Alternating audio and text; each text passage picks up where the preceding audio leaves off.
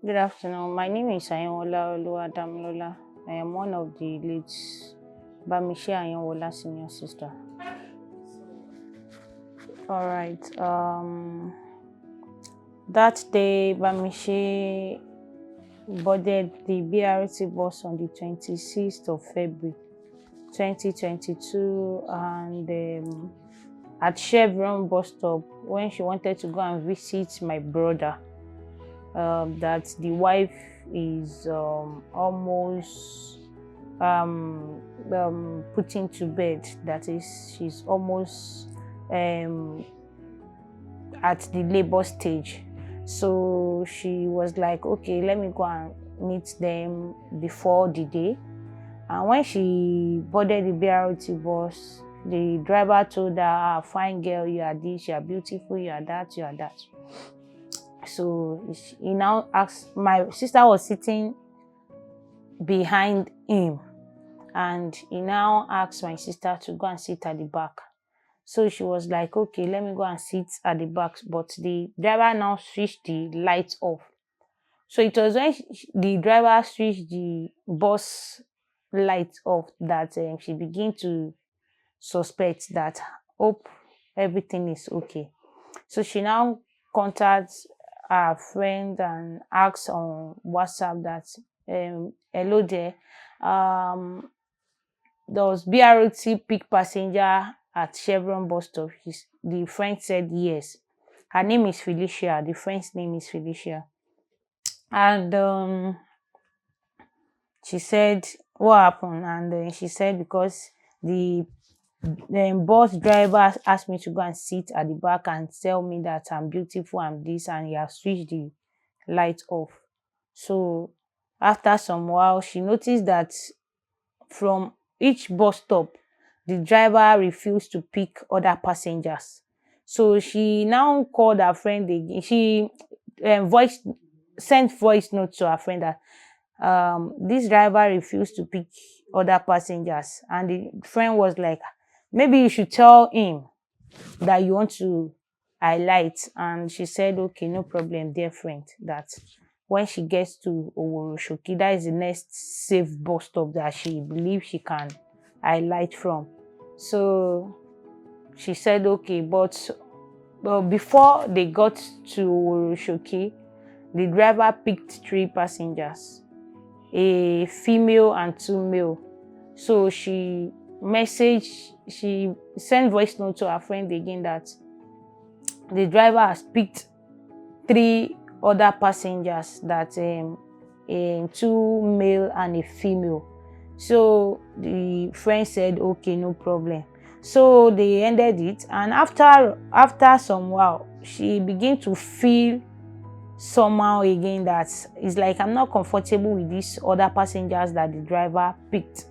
So she communicated with her friend again that, come, it's like these people, I'm not comfortable with them, this and that. And she explained herself, and the friend said, that how many people did he carry that? Then my sister now narrated everything. He now said, okay, that but if it doesn't work the way it should work, then she put her life in God's hand. So when she now saw everything the way it was, that this is death already, so she, on her WhatsApp status, she wrote something there that, God, I'm in your hand. And she said, Ọwọ́ Ọlọ́run ni mo wà. She put it on her status in Yoruba language and in English language on that day, because she has already seen the death, but she can't escape it. So the friend now said that she called her, she is not picking the call.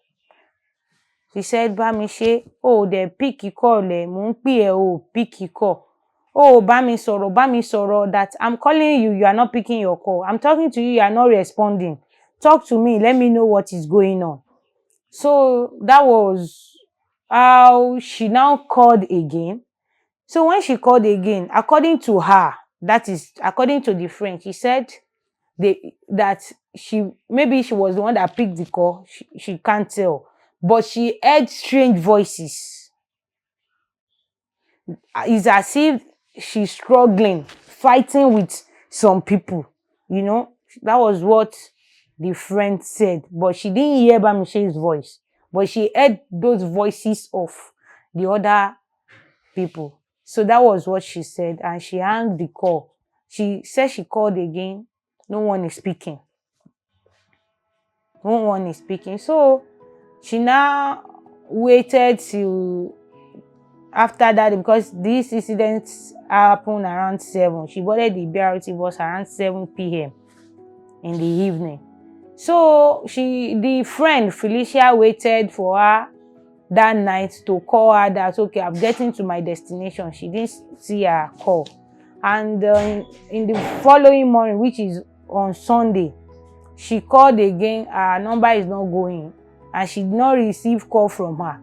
So she now put a call across to my own younger brother, because before the incident happened, we wouldn't have known what happened sef. Before the incident happened, Bamise used her friend's phone to call my younger brother, because you can hear what my mom said, that she was using Tonosobe phone, that is Nokia 3310. So that was what she was using before. And when the phone got spoiled, she now called my younger brother with her friend's phone. That was how the friend got my brother's number. So she now called my brother and asked, hello, please, has Bamise gotten home? And that one is not around. He now said, please, let me call to confirm. So he put a call across. They begin to ring every one of us in the family that who has seen Bamise, has Bamise gotten to your place, this and that. So we didn't hear from anybody that, okay, she's with me or she's not with me. So the friend now sent, because this was what happened in the bus yesterday, that she was communicating with me, that this is it. She now sent all the voice notes to my brother, so to my younger brother. So my brother now send it to the family platform. We're like, what happened? Immediately when I saw it, I picked my phone, I dressed up and went to the nearest police station. They asked me that that is not the right place, that I should go to Oshodi. I went to Oshodi. I told my brother Pelumi, whom Bamise wanted to go and meet. So we now left together that night, that 27th night, which was on Sunday. We went to Chevron, our place of work. We asked everything that happened and went to. So that was how everything went anyways. Èèyàn pátápátá ni màmá jókòó sí, ẹ̀yìn ni mo wà, èmi wà lẹ́yìn. So orí driver yẹn ló ń wú lọ́gbọ́n ẹ̀ títí rí orúkọ bóyá nọ́mbà BRT yẹn ló lẹ́yìn ìlú. Ṣá máa fàdúrà sí wàhálà ọkọ mi ò balẹ̀.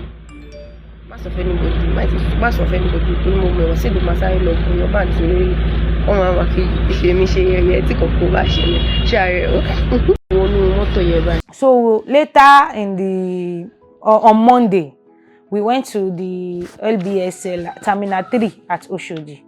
We asked them, and they told us that this is this bus number, because they are different.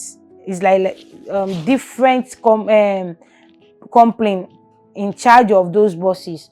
So when we later found one Mr. Raphael, who was one of the supervisor.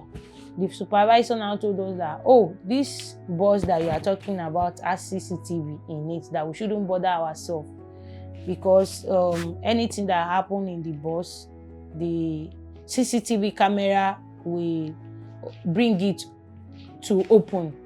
It's like when you do something in the dark, and it should bring it to the light. So that was the assurance the man gave us, and he told us that he knew Andrew Omnikoron very well. That is the driver, that he will resume work around 2 p.m. So we're like, okay, we'll wait. Let's see what will happen. So we're waiting. We noticed that the Mr. Mr. Raphael was giving some movements, some sign. We're like, this man seems something is fishy. So before you know it, he left where we were sitting and went to go and sit at the far distance. So later, Mr. Raphael disappeared. And around 2, went to 2 o'clock, we were like, okay, where is the man? 2:30, this man hasn't he resumed to work? We started looking for Mr. Raphael, we started looking for Andrew. Before we now later got to know that Andrew has already resumed to work around 2 as usual. But he has been informed that the family of the lady he picked on Saturday are around looking for their girl. So Andrew escaped. We didn't see Mr. Raphael as well throughout that day, throughout our stay over there. So we began to look for her, went back home and come back. The thing was somehow. But at the end of the day, we started looking for her again. But one thing we now notice is that the governor now came out and tell the public that the CCTV, the bus has no CCTV camera on it, which was worrisome. That was how it went. But on the 9th day was the day we found Bamise's lifeless body. When someone tweeted on the X platform that this person we are looking for looked so much like the person they saw lifeless in the, was it Qatar Bridge? So we're like, how can you tell us that our sister is dead? She can't be dead, this and that. But to our greatest surprise, she was the one. So my eldest brother now went to the police station where they said her lifeless body was taken, and our boss, the woman that was shouting "Mọ́tò tán fi gbọ́mọ mi rèé," that is her boss. So it was on that spot when they saw Bamise's lifeless body that they announced the arrest of Andrew,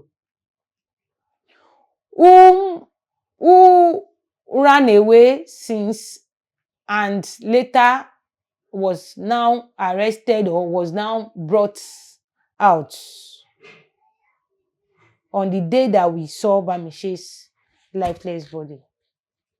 So that incident seems somehow to everyone. So, but the friend now, we don't know her whereabouts because she happens to be the only child of the aged parent. According to the information I heard about her, she was twins, and her late maybe sister or brother has passed, so she's the only one.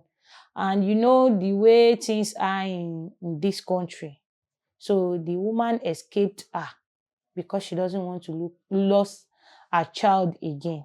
So that was what happened. Okay. All right. So I have a couple of questions which I would ask one after the other because from your narration so far, you mentioned that Bamise was living from Chevron and she was using like just a normal phone that is not Android. And Before that was before, because I heard when you said she actually posted on her WhatsApp status or Lauren Imowa, she's in God's hands, and on her WhatsApp status this thing. Did you see that status, or was it Felicia that told you that she posted something like that on her status? And around what time? Maybe from Felicia's narration, did she tell you because she said whenever probably if the bus got to Oworonshoki, she would alight there. And of course, this happened between Chevron and Oworonshoki. Before Sorry, Woroshoki. definitely between Chevron. Because she was going to Oshodi. Okay, she was going to Oshodi. In all of this, from Chevron to to Oshodi, I don't know if you have idea of probably where this whole thing happened, because you mentioned that she was found around Carter Bridge, later 9 days after she was declared missing, when they couldn't find her. So during this whole thing, around what time did the friend call her that she was hearing voices? Bamise did not pick a call, and she was probably scared and she couldn't reach her. Do you have idea of All what time right. it is, and probably She the location, or maybe if she got to Oworonshoki? she boarded the BRT bus around 7 p.m. But the friend can't tell if she got to Woroshoki or not. But the people that saw her lifeless body saw it at Carter Bridge at that night. And they reported it to nearest police station. And the policemen that came to see her lifeless body where she was dumped called 911 or whatever, and they picked her lifeless body. So it was like on the 8th day that we heard it, that around, it was late in the night, or was it very early in the 9th day, that we heard about a dispatcher. So when we heard it, we were like, no, it can't be. And this person on the X was so much sure of her being the one. So my brother took his car and went to the place. So when they got there, they identified her that she was the one. That was how it went. Then for the phone, my mom said it that thank God that she wasn't using the Nokia 3310. Because if it were the Nokia 3310, that the way she messaged her friend on the WhatsApp, she wouldn't have done that. So she has already purchased an higher purchase phone. What is it called? All this instrumental payment. That was what she got.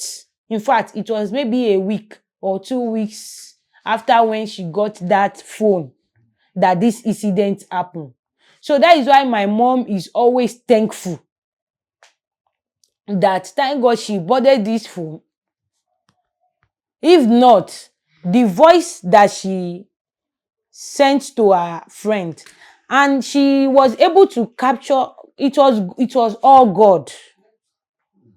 It was all God. Because humanly, you won't have the sense to capture the bus number. You won't have the sense to do video in that bus. It's like you sitting with death. You have seen death already. You are sitting with death already. Death has already surrounded you. But still yet, you were able to communicate your friend. You were able to capture the bus number. And according to those that are very familiar with BRT bus, that video that she did in that bus that day, some people identify where the CCTV is. So now, that is how it is. So if not because of the higher purchase phone, she wouldn't have communicated her friend that day the way she has. And she even told her friend that I don't have call card. So had it been it was the 3310, Nokia 3310, she wouldn't have called her friend. Nobody would have known anything. By now, we would just be looking for her. And where her lifeless body was done, people will like, Ori, she has gone to meet her boyfriends. They have used her. So that would have been what they would be saying. And she's not the type that mingle with men, or you will just see her roaming about anyhow. That is what my mom is saying. That ọmọ mi ò kì í ṣe onírìnkùnrin. That was what she's trying to say there. Okay, so another question that I have, probably the handler of the probably the person that posted it, that this body was found around Carter Bridge. If you can actually remember. That is a very big question, because I can't remember. Honestly, I wasn't myself. When I just saw that tweet, I ran mad that this can't be my sister. And according to her, she said there is an SUV, black SUV, at the back of the BRT. When the BRT parked, and there is an SUV, those guys came down from the BRT, dumped a lifeless body, and went back into the they dropped from the BRT bus and went into the SUV car. The BRT moved, and they moved her as well. Okay, that is according to the person that actually that posted it, yes, that tweeted it about it on X platform. Yes. Okay, so I came across the tweet. I don't know the person. All right, fine. Now, another question that I have: when you actually found the body 9 days after, was there any part of a body that was probably mutilated? Maybe you noticed that something was missing? According to your question, I went to visit her at the morgue. And when I saw her, and the private part was opened. And according to whom Bamise was before her dispatcher, she was a virgin. We all know, everyone in the family knew that she was a virgin. So for that place to be open tells a lot. But according to the autopsy, well, I don't know what to say about that. But when I saw my kid sister, a private part was opened. You know, on a norms, when even if you just put to bed, that place will close back. So for that place to be open, at least to be open, it speak. So that is what I can say. So can you just give a brief summary of what the autopsy result was about? Well, the autopsy results was like the result was that she has trauma. Blood has already entered into her brain. You know, that was what prompted the death. So that was what, maybe they hit her on the head, or maybe they threw her out of the bus. But when even if someone did not die, and you fell out of a moving vehicle, you will have wounds in your body, a physical one that people can see that this person has wound. So she wasn't thrown out of the bus. There wasn't any physical wound. We were only told that there is internal wound. Okay. Do you probably have a copy of the autopsy results which you can actually show us today? Maybe you can just take a yes, but not here. Okay, not here. Yes. All right. Can you send us a copy later? Okay. I'll share. I'll try. Okay. Now, in all of this situation, you said Felicia is nowhere to be found. You don't have access she is to her not. and all of that. And during that process, of course, something must have happened to Bamise's phone, which is actually the question, because I'm a bit curious. The phone, that means since she was declared missing for like 9 days, definitely do you have any information about maybe her phone or? Yes. The information we have about her phone is that during this period when we were looking for her, on that Monday, someone gave us Andrew's number. And we called him. The number wasn't reachable. Later it went through. And he was the one who picked. Andrew picked the call and speak to us comfortably. But when he knew that we are the one, he just bound the phone. I'm a bit confused here. I need some clarity. You called Bamise's phone, or we called Andrew's number. Andrew's number. Someone gave us Andrew's number. Someone gave you Andrew's number. So we called the number, the Andrew's number. It wasn't reachable. But after maybe a day or two, we called the number again. It rang. He picked the call and spoke to us comfortably. But when he knew that we are the one, he bound the phone on us. So our friend, one of our friends at Obasojo area, the father happens to be a police officer. So she told her father, because Bamise was a very nice girl that you would love to be with. So you heard what my mom said, that Bamise she will never be angry. She doesn't get annoyed. Even when you make her annoyed, she will have a way of cooling you down. That is her. You will never see Bamise get annoyed. So now the friend spoke with her father, and the father tracked Bamise's phone and Andrew's phone as well. It was found around the area that Andrew was apprehended. That very area that Andrew was apprehended. It's just a little distance far to each other. But later, the tracking wasn't going through again. Maybe because he has seen that the strength is too much on him. I don't know.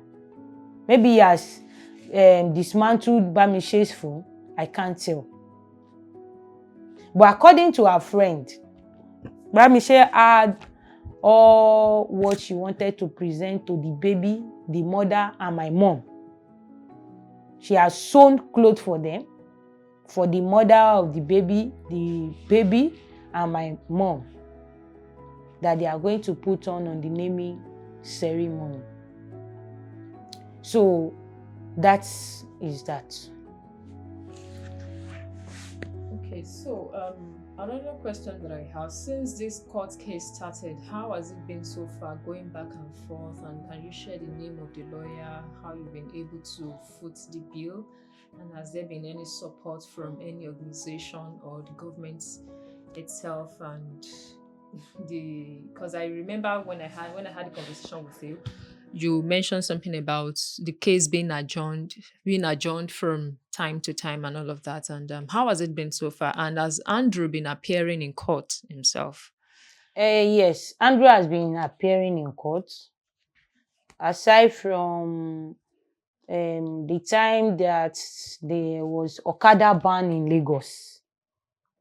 And the next thing we heard at the courts, which is supposed to show, is that the defense counsel, Omotubora Abayomi, said that Andrew was unable to come because of the Okada ban in Lagos. That was the excuse. Secondly, about 3-4 court seats now. He wasn't present at the court because they said he fell down on Sunday, and on Monday was court hearing. So he fell down on Sunday. He has wound on his leg, so he couldn't come.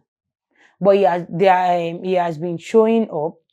But what baffles us is that, what about other accomplices? Where are they? Because that is what my dad is saying, that Bamise has already done everything. She has already opened everything to the world. It's just simple. She has analyzed how everything went. Now, the Abayomi Omotubora has been the one delaying this matter for a while. Since all this while now. Because you won't see him. He won't come. Like 10 sittings. Abayomi Omotubora didn't show up. Which is the defense counsel won't show up. If he did not give you one excuse today, we give you another tomorrow. And anytime he comes around, he likes to drag us back and drag about the bush. That has been the defense counsel, which has left the family worrisome. So that is that. Okay, so you said something about Andrew being like he was unable to appear in court just because of he fell from an Okada and all of that. No. Oh, sorry, I beg your pardon, because there was Okada ban or something. Yes. So I would like Lagos. to ask, I'm a bit confused. Is it remanded or is coming from home? Because I need to understand. That question I can't answer. Why? Is because things are happening. I can't tell if he's coming from, or he's coming from home. I can't tell. I can only give you an answer to this question if I have visited him before to know if he's there or not. Because why I actually asked the question, is somehow for someone to not appear in court because there was Okada ban, and when there are other means of transportation, Okada is not the only means. And even transportation, so to say. They have what is it called? Is it a van or what that they use in bringing these people to the court? So I don't know why Okada ban that time should affect him.